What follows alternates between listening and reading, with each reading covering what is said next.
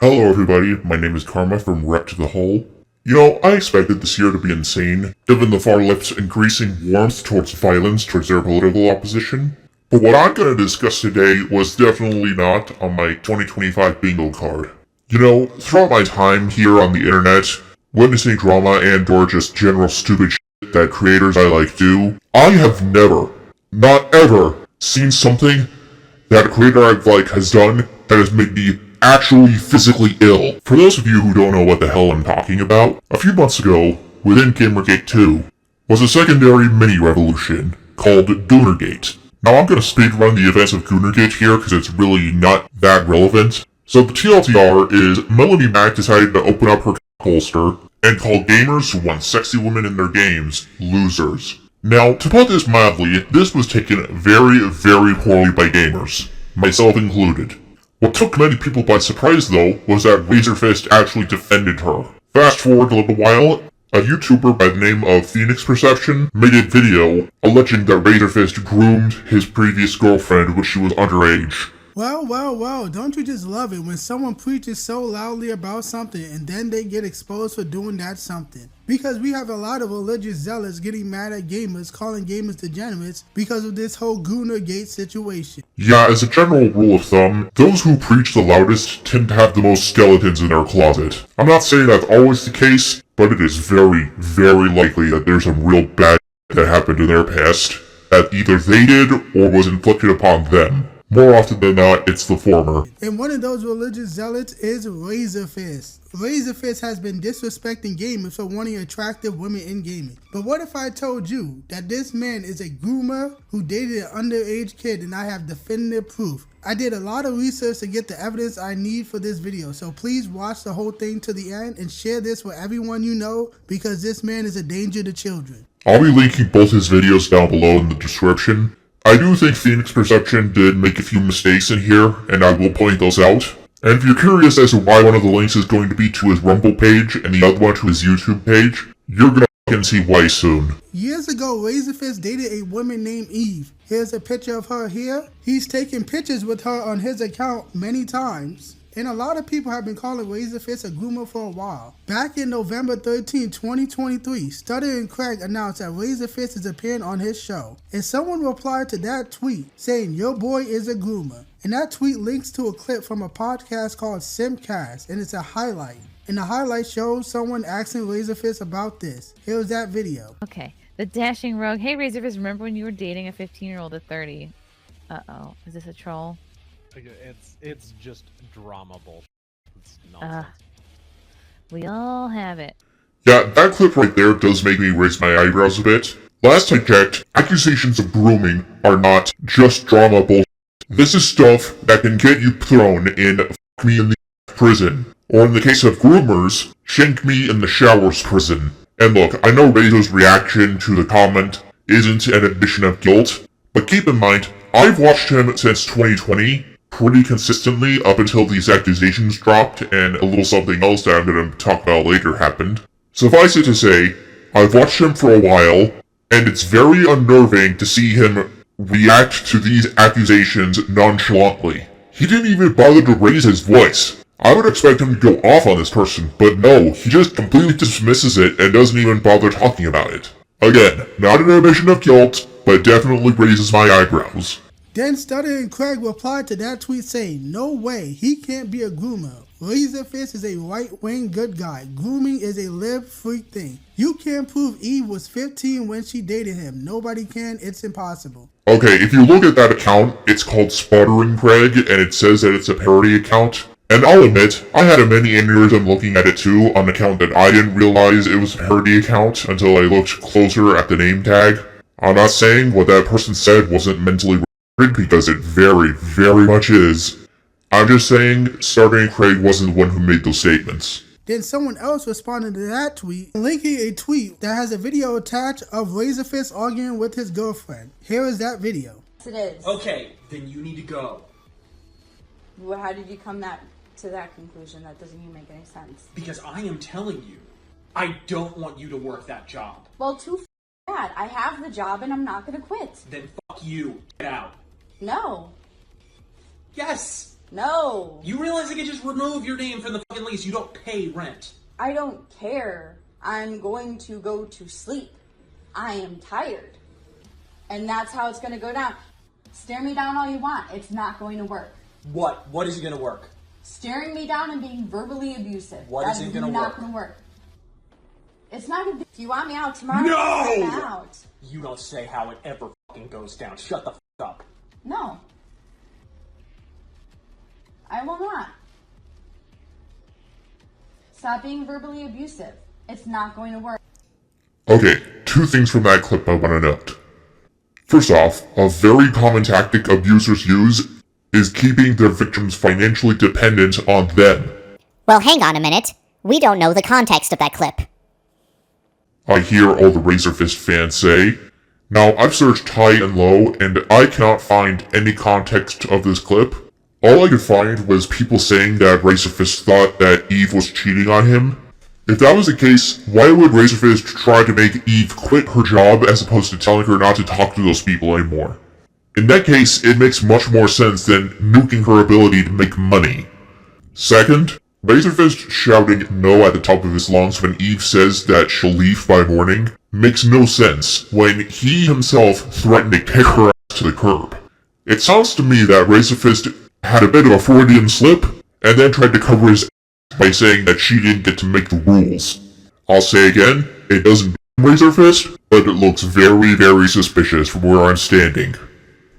And as you clearly heard in that video, that is his voice screaming at this woman, and they are living together. And that does not sound like a healthy relationship at all. And then Stuttering Craig replied to that tweet saying this: I don't know, I'm gonna need to see more proof that Razorfist was dating a child other than his ex saying she dated him when she was a child. And then he attached a tweet from the ex. And that tweet says, I dated a pretty well-known right-leaning asshole from 15 to 20. I then too also became a right-wing leaning asshole. Then that ruined my heart and hurt me. I left at 20 and went back to being me. I wasn't right wing before him, and I'm not right wing after him. Some of you may be wondering, how old is Eve? In order to get that information, I have to take you to a thread. So there was an article from Fandom Post that talked about Razorfist's tweet when he was calling gamers degenerate. And someone quote tweeted that article tweet stating that Razorfist is a groomer who dated someone who was underage. In that tweet, he showed a picture of both of them in a tweet about Razorfist talking about how he can't stop jacking off to videos on the internet. I'll skip that for now. He went on to mention that someone else called Razorfist a groomer. I'll skip that for now. But then someone replied to him saying this: then you better show me the proof, cause that's a real serious accusation. Then this account quote tweeted him with a text message that is supposedly from Eve's account. I will not use them because I cannot prove whether or not they are from Eve's account. And then he made more posts. He tweeted out some screenshots of tweets that Eve has made back in the day. One of those tweets is the one that Stuttering Craig posted. The other one says this: despite me openly talking about my right-wing past, and a non-account is replying to my friends on IG calling me alt-right. This label might have been more fitting when I was 19, 20, but I have since broken up with a shithead whose politics I adapted and became my own person. And then this same account posted another screenshot tweet from Eve, proving her age. And that screenshot says, it's my birthday, I'm 22 now. And that tweet is from April 12, 2022.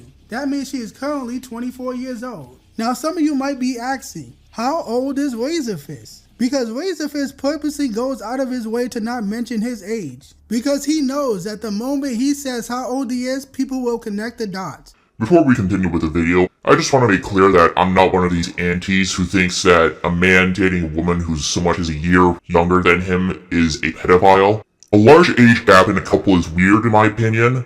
If I was 30, I wouldn't date an 18-year-old, because I wouldn't feel comfortable doing so. However, it is not necessarily illegal as long as she is above the age of consent. With that being said, that's not what's alleged here. Also, I seriously doubt Razorfist planned far enough ahead to purposefully never mention his age. Razorfist is very much a berserker and not a general. It's part of his charm as a creator, and it's also his greatest weakness as a human being. But I have figured out how old he is. Back in 2023, he posted this tweet right here. Happy birthday to a legend and also me, I guess. And the timestamp on that tweet says May 31st, 2023. So we know that he was born on the day of May 31st. Don't you think it's weird that he didn't say how old he was? Because whenever someone mentions their birthday, they also say how old they are. But I have figured out how old he is. A few years ago, Razorfist did an interview with a website called Ballbuster Music. And back in January 1st of 2016, Ballbuster Music tweeted this: exclusive interview with @Razorfist. And the link attached to that tweet is dead. For some reason, they changed the link, so I decided to just look up the interview on the website. And the interview is from January 1st, 2016. And in this interview, Razorfist is just talking about how he started as a YouTuber and how he got into heavy metal, rock and roll music. And if you go to the part of the interview where the interviewer asks him this question: from what I can tell, you got into more extreme styles of metal and worked your way back into more melodic stuff. When did you first get into metal and what bands? And if you go to the second paragraph of that answer to that question, Razorfist says this: although it's worth mentioning that I attended my very first heavy metal show at the ripe age of 3, Alice Cooper, Raise Your Fist and Yell Tour. And if you don't know, Razorfist is from Phoenix, Arizona. It states that on his Twitter account. And if you look up the album by Alice Cooper, Raise Your Fist and Yell, that album came out October of 1987. And typically when the artist releases their album, they go on tour for the following years. And I have proof that Alice Cooper performed in Arizona when Razorfist was only 3 years old. If you go to the website setlist.fm, it's a wiki for set lists and tours. You can look up many different artists on the website and it tells you every single time they have performed a tour and where. If you go to the website and type in Alice Cooper, then click on Artist Statistics, then click on Concert Map, then click on 1988, then click on United States, then scroll down, click on Arizona, and you can see he performed a tour on February 27th, 1988 in Chandler, Arizona. And if you click on it, the tour he performed was called Live in the Flesh. I encourage you to pause the video and follow the same process that Phoenix Perception just did. I did the same process myself and found the exact same thing.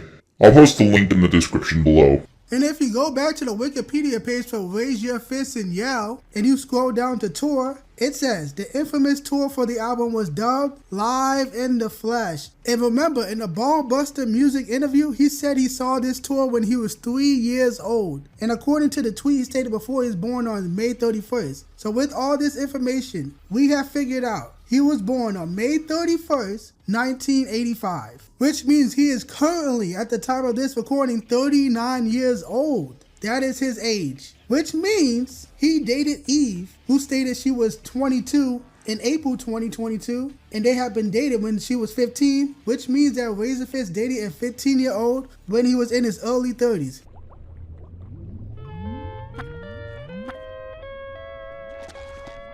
He is a pedophile, period. He's a groomer. A pedophile is not just someone who done something with a kid, it's also someone who's attracted to kids. And when you're in a relationship with somebody for years, you are clapping cheeks. Don't bullshit me. He was with an underage girl for years, he tweeted about her for years. He is a groomer, period. The rest of the video is Phoenix Perception just trying to expose Razorfist as a former porn star.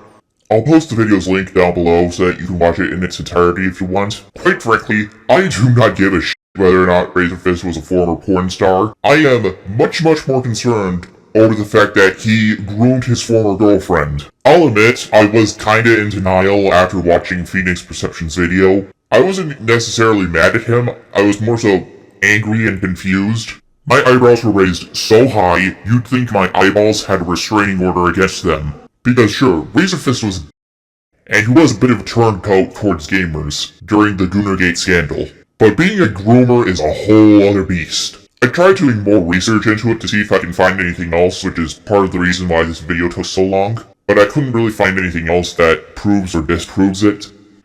Soon enough, Phoenix Perception uploaded another video, and this video of his is the reason why I'm making this video.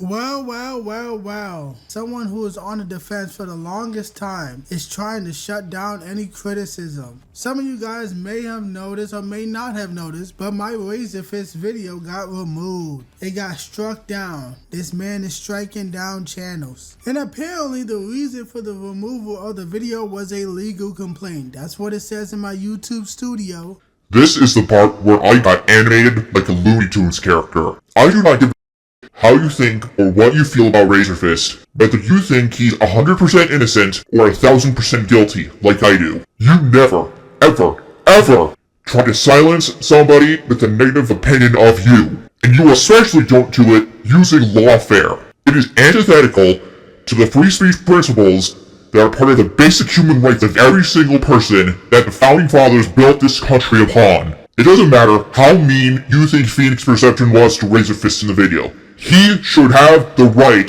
to express his opinions about him in a free society without fear of legal retaliation. And by the way, either Razor Fist had to go and actively search for this video, or one of Razor's stands snitched on Phoenix. Because Phoenix Perception is a very small channel. As of recording this video, he only has just over 1,000 subscribers. He is a tiny channel. This is not some big YouTube titan going after Razor Fist.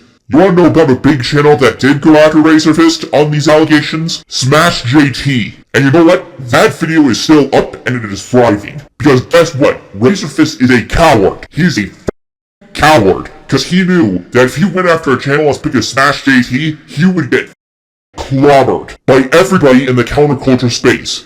Stuttering Craig, Very Dark, Hypnotic, Savvy, and several others would come down onto him like a thunderbolt. And rightfully so. When I watched Phoenix Perception's first video on Razor Fist, I didn't believe the allegations. But after some time and some thought, and seeing Razor Fist strike down his video, I absolutely do f***ing believe that the allegations are, at the very least, partially true. Because I have never, ever seen, in all my years of consuming YouTube drama, a creator respond in this fashion if what he's being accused of isn't, at the very least, a smidgen bit true. I do believe that Razor Fist was an abusive piece of shit to his girlfriend. I do believe that Razor Fist groomed her when she was 15. And you know what? I don't want to be right about this. I want to be wrong, because if I'm wrong, that means that there is no victim of grooming and domestic abuse. And you know what? If Razor Fist makes a video completely disproving all the allegations, I will be more than happy to make a follow-up to this video and admit that I was wrong. However, at this point, it's not even about just whether or not Razor Fist is the good guy here. The golden rule of content creation isn't to keep up with all the trends and whatever the algorithm is pushing that week. It is that you never, ever strike down another creator's video, barring extreme circumstances.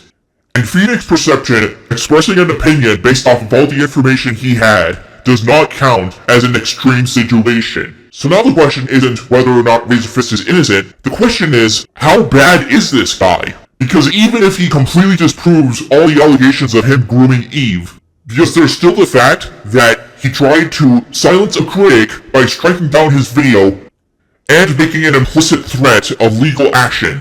And Razor Fist, this next part is just for you. If you try to strike down my video, I will not be afraid to take this to court. I do not bend the knee to cowards, especially cowards who groom 15-year-olds. The only person I'm ever going to bend the knee to is the woman I asked to marry me. And you know what? Part of me wants you to try and take this to court. Because you know what's gonna happen if this goes to court, Razor Fist? There's a little thing called discovery. That means that all the shit you've ever done relating to the case, such as messages on Discord, everything is going to be put up for display. And if the allegations are true, like I think they are, that means that there's going to be evidence presented that shows that you did in fact groom Eve. And hell, if I'm lucky, Eve might even take a stand. And she'll get to go off about everything you did to her. So there's a few endings to this route, Razor Fist. We go to court, you are proven to be a groomer, and you will lose everything.